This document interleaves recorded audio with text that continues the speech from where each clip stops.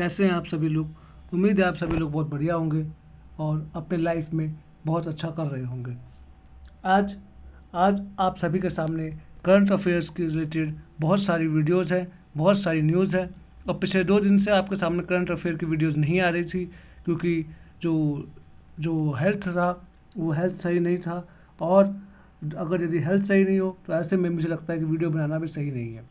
और साथ साथ में यदि हम लोग बात करें आज भी अगर बात करें तो आज भी जो डॉक्टर है, डॉक्टर ने बोलने से मना किया है, पर उसके बावजूद हमें पता है कि आपके लिए ये वीडियोस काफ़ी ज़्यादा इम्पॉर्टेंट है। इसीलिए हम लोग ट्राई करके आज का जो वीडियो है वो सेशन हम लोग आज का जो है वो स्टार्ट कर रहे हैं। आप सभी का वेलकम है आपके अपने यूट्यूब चैनल पर जिसका नाम है अभी स्मार्ट क्लासेस। यहाँ क्या मिलता है? यहाँ मिलता है आपको करंट अफेयर से रिलेटेड वीडियोज़ और साथ साथ में आपको जीके से रिलेटेड वीडियोज़। तो आइए स्टार्ट करते हैं आज का वीडियो। आज सबसे पहले यदि हम लोग बात करें तो आज सबसे पहली जो न्यूज़ हमारे सामने आई है वो आई है ऑरेंज इकोनॉमी की। ठीक है, किसकी आई है? ऑरेंज इकोनॉमी की। ऑरेंज इकोनॉमी की यदि हम लोग बात करें इन राजस्थान में ऑरेंज इकोनॉमी को बढ़ावा दिया जा रहा है। आखिर ये ऑरेंज इकोनॉमी होता क्या है? ऑरेंज इकोनॉमी की यदि हम लोग बात करें तो ऑरेंज इकोनॉमी में आपके जितने भी विजुअल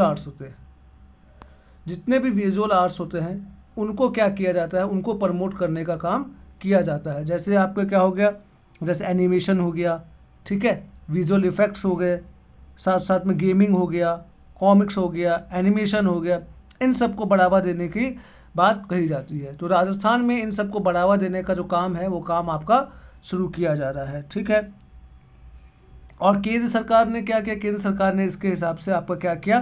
केंद्र सरकार ने जो अपनी गाइडलाइंस है वो गाइडलाइंस इसके सामने प्रेजेंट की। अब होगा क्या इससे? ऑरेंज इकोनॉमी से यदि अगर राजस्थान में अगर ऑरेंज इकोनॉमी आएगा तो इससे क्या फ़ायदा होगा? देखिए, सबसे पहले राज्य में ही क्या हो जाएगा? राज्य में ही आपका एनिमेशन का प्रोडक्शन। आज अगर हम लोग बात करें एनिमेशन, तो एनिमेशन के लिए हमें कहाँ जाना पड़ता है? फॉरेन में, राइट। बट अब कोई भी एनिमेशन कोर्स देता है तो हम लोग क्या बोलते हैं कि भाई आपको कहाँ जाना है? आपको फॉरेन जाना पड़ेगा, आपको फॉरेन में ही नौकरी मिल पाएगी, इंडिया में तो एनिमेशन का कोई है ही नहीं। पर ऐसा नहीं है। यदि हम लोग बात करें तो यदि ये ऑरेंज इकोनॉमी राजस्थान में डेवलप हुई तो इससे क्या होगा? इससे राज्य में ही क्या होगा? राज्य में ही आपको एनिमेशन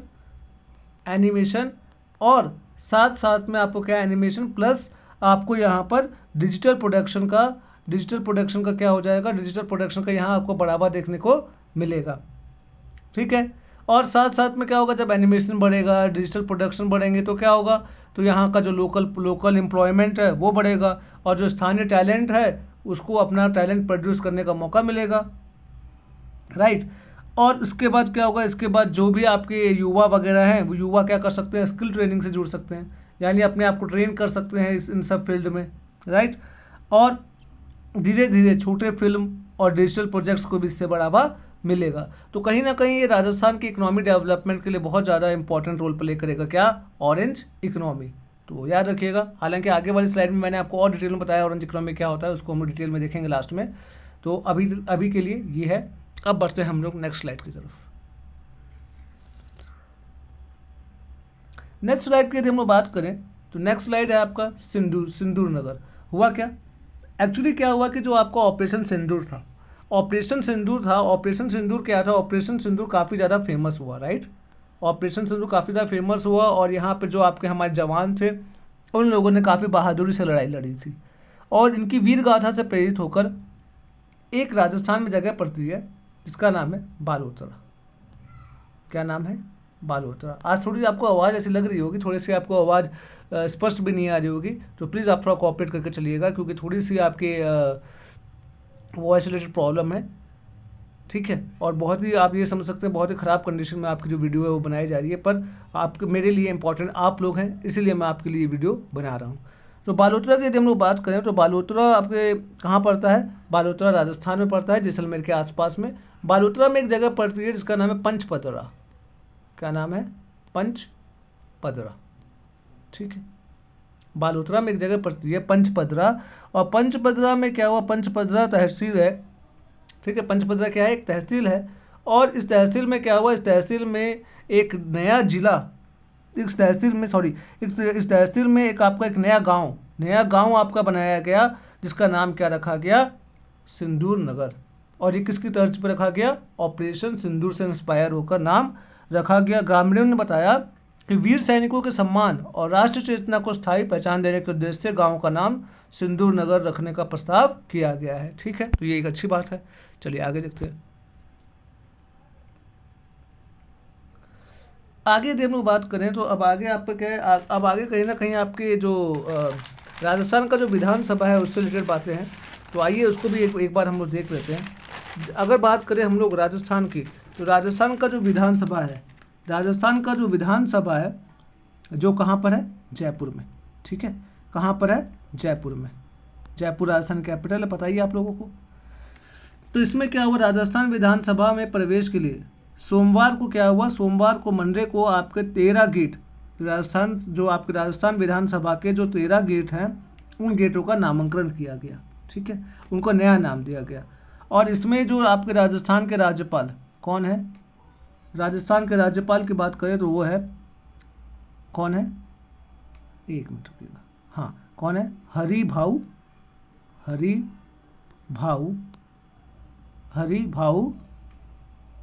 बागड़े, है ना, हरिभाऊ बागड़े। ये आपके क्या है? राजस्थान के राज्यपाल। ठीक है, याद रखिएगा, राजस्थान के राज्यपाल कौन है? हरिभाऊ बागड़े। और विधानसभा के, राजस्थान विधानसभा के अध्यक्ष कौन है? वासुदेव देवनानी। ठीक है, कौन है? वासुदेव देवनानी। ठीक है, ये आपके राजस्थान विधानसभा के स्पीकर है या अध्यक्ष आप कह सकते हैं। ठीक है, अब इन्होंने क्या किया, इन्होंने राजस्थान विधानसभा का जो गठन, राजस्थान विधानसभा के गठन के लगभग 75 ईयर्स कंप्लीट होने के उपलक्ष्य में राजस्थान विधानसभा के जो 13 गेट है उन 13 गेट को नया नाम दिया, या ये कह सकते हैं इन 13 गेटों को क्या किया? नया नामांकन किया। इन 13 गेटों में से अगर कुछ प्रमुख गेटों की बात करें तो जैसे आपका नॉर्थ गेट, कौन सा? नॉर्थ गेट, जो कि पीतल का बना हुआ है, और इसको क्या नाम दिया गया? कर्तव्य द्वार। क्या नाम दिया गया? कर्तव्य द्वार। और यहाँ से क्या होता है, यहाँ से आपके जितने भी ऑफिशियल्स हैं, ठीक है, जितने भी आपके ऑफिशियल्स हैं, लाइक आपके राज्यपाल हो गए, गवर्नर के अलावा आपके स्पीकर, CM वगैरह यहीं से एंट्री करते हैं। ठीक है, तो इसको क्या बोला गया? कर्तव्य द्वार। ठीक है, अब आगे देखिए। अब बात करें साउथ गेट की, तो साउथ गेट को बोला गया शक्ति द्वार। और यहाँ पर साउथ गेट से आपकी जो नॉर्मल जनता होती है वो प्रवेश करती है, कॉमन पीपल प्रवेश करते हैं। ठीक है, अच्छा, वेस्टर्न गेट को नाम दिया गया सुशासन द्वार। और इस वेस्टर्न गेट से क्या होता है, जितने भी विधायक होते हैं, जितने भी आपके MLA होते हैं वो आते हैं। ठीक है, MLA एंट्री करते हैं। और साथ साथ में बात करें तो आपके जितने भी आपके क्या हैं, जितने भी आपके ईस्टर्न गेट है, क्या है? ईस्टर्न गेट, एक सेकंड रुकिएगा। हाँ, जो ईस्टर्न गेट है, ईस्टर्न गेट को क्या बोला गया? संकल्प द्वार। और ईस्टर्न गेट ये वही द्वार है जहाँ से आपके मेन जो ऑफिसर्स होते हैं वो एंट्री करते हैं। कौन एंट्री करते हैं? ऑफिसर्स। ठीक है, अच्छा, अब उसके बाद लास्ट आपका बचता है नॉर्थ गेट। इसको, जहाँ पर आपका एक मंदिर भी है, और इसको नाम दिया गया शौर्य द्वार। क्या नाम दिया गया? शौर्य द्वार। और यहाँ पर आपके जो VIP लोग होते हैं वो लोग एंट्री करते हैं। ठीक है, और इसके अलावा विधानसभा भवन के बाहरी द्वारों को ब्रिज, शेखावटी, वागड़, हाड़ौती, मारवाड़, मेरवाड़ा और ढूंढाड़ के नाम भी समर्पित किया गया है ना। तो ये सब आपके नाम हैं, इनको याद रखिएगा आप लोग। ये मेन आपके ये नाम है ना, ये मेन नाम है। हाँ, ये मेन नाम है आपके, इनको याद रखिएगा। ठीक है, चलिए आगे देखते हैं। RRTS, अब ये क्या है? ये आपकी अगर बात करें तो ये आज की न्यूज़ में आपके आया कि राजस्थान में दौड़ेगी नमो भारत। अब इसमें क्या हुआ, RRTS की फुल फॉर्म देखिए, तो इसका फुल फॉर्म क्या है? इसका फुल फॉर्म है रैपिड ट्रांजिट सिस्टम। ठीक है, क्या है? Regional rapid transit system. एक सेकंड,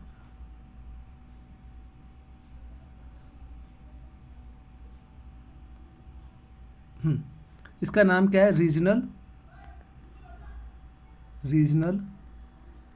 रैपिड ट्रांजिट सिस्टम। ठीक, रीजनल रैपिड ट्रांजिट सिस्टम, ये इसका नाम है। और इसमें क्या किया गया, इसके अकॉर्डिंग अगर हम लोग बात करें तो ये आज की न्यूज़ में क्यों है, इसके यदि हम लोग बात करें तो मुख्यमंत्री जो है राजस्थान के कौन है, भजन लाल शर्मा। उन्होंने क्या किया, उन्होंने राजस्थान को देश के पहले RRTS यानी रीजनल टूरिज्म सिस्टम नेटवर्क से जोड़ने की दिशा में कदम बढ़ाया है। और राजस्थान सरकार और हरियाणा की जो सरकार है उसके बीच में एक सहमति बनी, जिसमें अब ये बोला गया कि जो आपको नमो भारत ट्रेन है, नमो भारत ट्रेन अब दिल्ली अलवर, दिल्ली अलवर और अलवर के अलावा दिल्ली अलवर और सोतानल, ठीक है, कहाँ पर, सोतानल। आज थोड़ा टेक्निकल ग्लिच ज़्यादा हो रहा है, पर चलिएगा, दिल्ली अलवर और सोतानल, दिल्ली अलवर और सोतानल तक नमो भारत ट्रेन का संचालन का रास्ता साफ हो गया। अगर इसके रूट की बात करें तो इसका रूट क्या रहेगा, इसका रूट आपका रहेगा दिल्ली से गुरुग्राम, फिर SNB, फिर अलवर, ठीक है, दिल्ली गुरुग्राम SNB अलवर कॉरिडोर नई दिल्ली के सराय काला खां से शुरू होकर नई दिल्ली का जो स्टेशन है कौन सा, सराय काले खां, सराय काले खां है ना, नई दिल्ली का जो रेलवे स्टेशन है इसका नाम है सराय काले खां। सराय काले खां से शुरू होकर आपके मुनीरका, एरिस्ट्री, गुरुग्राम और बाबल होते हुए राजस्थान के खैरथल, अलवर, निमराना, बहरोड होते हुए सोतानाला तक पहुंचेंगे। यानी कि लगभग 196, लगभग कितना, लगभग आपका 196 किलोमीटर जो है ये कवर करेगा। कितना, 196 किलोमीटर ये ट्रेन कवर करेगी, जिसमें 22 मुख्य स्टेशन जो है वो प्रस्तावित किए गए हैं। और ट्रेन की स्पीड की बात करें तो लगभग 160 किलोमीटर प्रति घंटा। और नाम क्या है, नमो भारत एक्सप्रेस, नमो भारत एक्सप्रेस। कौन कौन सी, दिल्ली गुरुग्राम, है ना। अगर इसकी बात करें कौन कौन से स्टेशन, तो राजस्थान के खैरथल, अलवर, निमराना, बहरोड और सोतानाल तक, ठीक है। चलिए आगे बात करते हैं। आगे बात करें तो आगे दिल्ली से ही आपकी एक न्यूज़ है कि दिल्ली में 1 अक्टूबर से ये बोला गया कि जिसके पास भी PUC नहीं होगा, ठीक है, क्या नहीं होगा, जिसके पास भी PUC नहीं होगा। PUC क्या होता है आपका, PUC अगर बात करें तो वैध प्रदूषण नियंत्रण प्रमाण पत्र, यानी जो आपका कहते हैं ना कि क्या कि जो आपका पॉल्यूशन सर्टिफिकेट होता है, पॉल्यूशन सर्टिफिकेट होता है, यदि वो आपके पास नहीं होगा नई दिल्ली में तो आपको पेट्रोल और डीजल आपको 1 अक्टूबर से मिलना बंद हो जाएगा, ठीक है।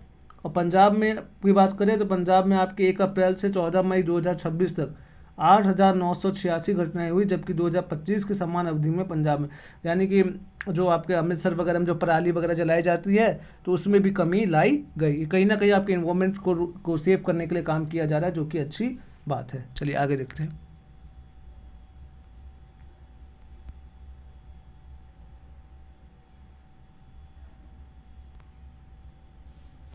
अब यदि हम लोग बात करें तो जैसा कि आप सभी को पता है कि हमारे जो देश के प्रधानमंत्री श्री नरेंद्र मोदी वो नॉर्वे की यात्रा में गए हैं और नॉर्वे से उन्होंने लगभग 14 सूत्रीय एग्रीमेंट किए हैं, जो कि आपके कल की न्यूज़ में था, जिसको हम लोग सैटरडे को कवर करेंगे।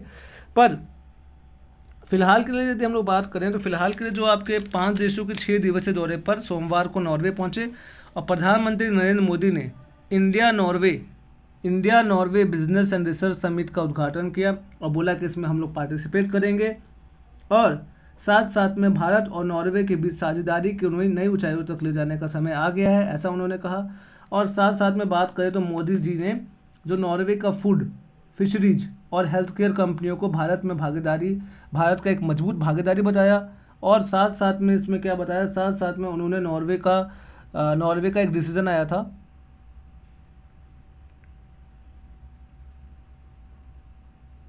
एक मिनट रुकिएगा, हाँ ठीक है, नॉर्वे का एक डिसीजन आया था कि नॉर्वे का डिसीजन ये आया था क्या कि जो नॉर्वे क्या करेगा, इंडियो पैसिफिक ओशियन इनिशिएटिव जो है इसमें क्या करेगा, पार्टिसिपेट करेगा। तो नरेंद्र मोदी ने उसका स्वागत किया। और साथ साथ में आप यदि बात करें तो नॉर्वे ने भारत में लगभग अब तक 100 अरब डॉलर निवेश ढांचे की घोषणा भी की है। और नॉर्वे के जो राजा हैं आपके, नॉर्वे के जो राजा हैं हेराल्ड, कौन है, हेराल्ड है ना, नॉर्वे के राजा कौन है आपके, एक सेकंड रुकिएगा, थोड़ा सा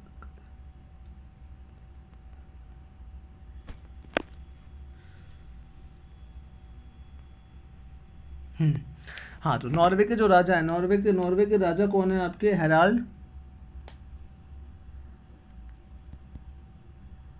आज ऐप थोड़ा सा अच्छा काम नहीं कर रहा है ना, चलिए कोई बात नहीं। हैराल्ड जो राजा हैं उन्होंने क्या किया, हैराल्ड पंचम, उन्होंने क्या किया, उन्होंने नरेंद्र मोदी, प्रधानमंत्री नरेंद्र मोदी को देश का सर्वोच्च सम्मान grand cross of the royal Norwegian order of merit, है ना, grand cross of the royal Norwegian order of merit, ये उनको सम्मान दिया। और ये 43 वर्षों में किसी भी भारतीय प्रधानमंत्री को ये पहले नॉर्वे यात्रा है। और इसमें दो चीज़ें बात की गई, इंडियन पैसिफिक ओशियन इनिशिएटिव की और दूसरा Indian railway business research summit की।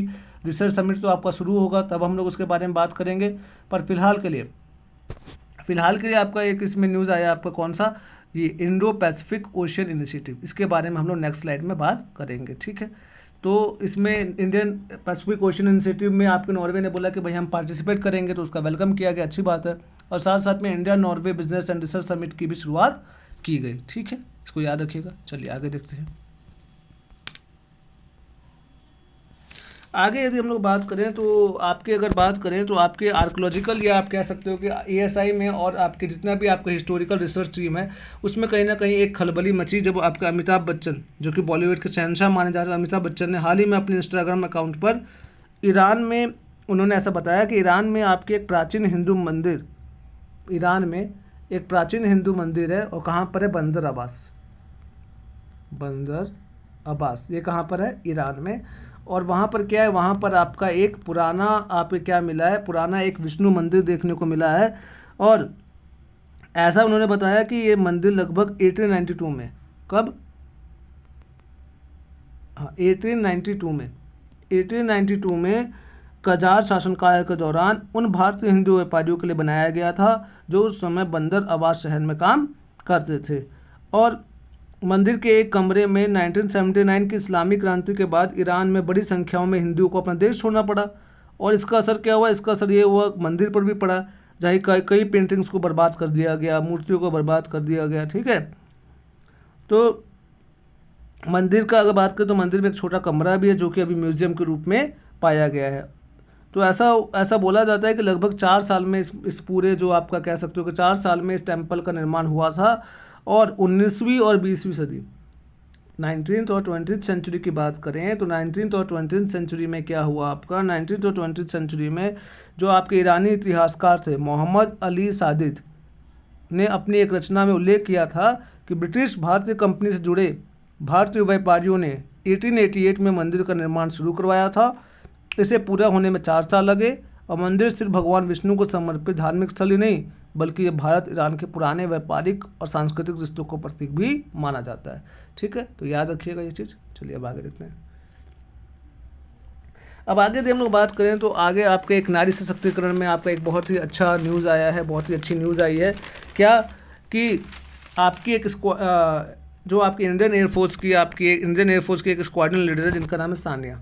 स्क्वाड्रन लीडर सानिया क्या हुई, स्क्वाड्रन लीडर सानिया जो है वो क्या बनी, वो पहली कैट ए वुमेन फ्लाइंग इंस्ट्रक्टर बनी। कैट ए वुमेन फ्लाइंग इंस्ट्रक्टर सबसे पहली कौन है, लेफ्टिनेंट सानिया, ठीक है। और भारतीय वायुसेना के अधिकारी स्क्वाड्रन लीडर सानिया ने नया इतिहास रच दिया है। वह कैट ए क्वालिफाइड फ्लाइंग इंस्ट्रक्टर यानी QFI योग्यता हासिल करने वाली पहली महिला अधिकारी बन गई। इस सैन्य पायलटों के लिए सबसे उच्च इंटरनेशनल ट्रेनिंग रेटिंग माना जाता है।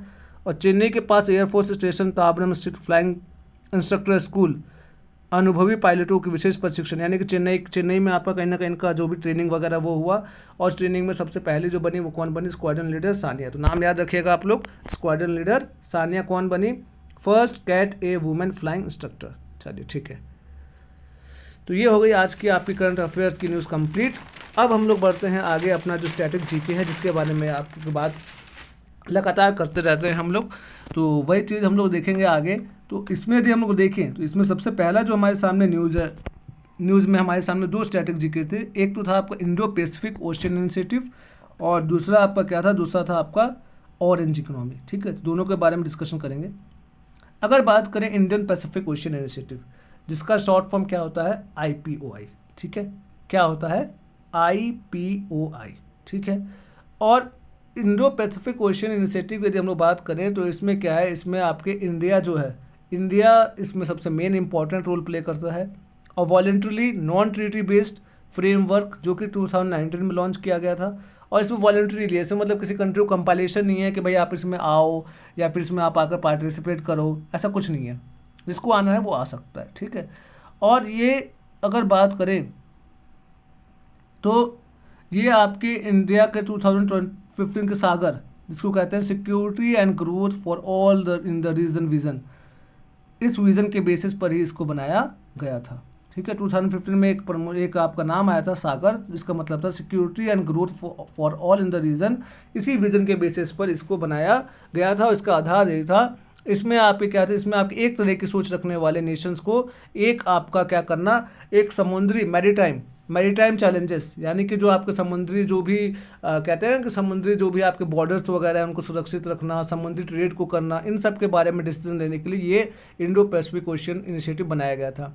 इंडो पैसिफिक मतलब क्या होगा, हिंद महासागर से लेकर प्रशांत महासागर का जो एरिया है, ठीक है। यदि आप इंडिया का मैप देखेंगे तो ये हिंद महासागर से लेकर जो आपका प्रशांत महासागर है, यहाँ तक का जो पूरा एरिया है, इसको कैसे सिक्योर रखा जा सके, कैसे यहाँ पे इसे ट्रेड किया जा सके, तो इसी के लिए ये आपका बनाया गया था। देखिए अगर बात करें तो इसको शॉर्ट फॉर्म IPOI कहते हैं। तो ये आपके 7 पिलर्स के ऊपर डिपेंड करता है। सबसे पहले की बात करें तो इसमें आपका है मैरीटाइम सिक्योरिटी, यानी कि आपका जो समुद्री जहाज वगैरह है या फिर समुद्र है उसकी सिक्योरिटी प्रदान करना, और इसमें इंडिया और UK बहुत इंपॉर्टेंट रोल प्ले करता है। दूसरा उसकी इकोलॉजी को डेवलप करना, ये ऑस्ट्रेलिया और थाईलैंड को जिम्मेदारी दी गई है।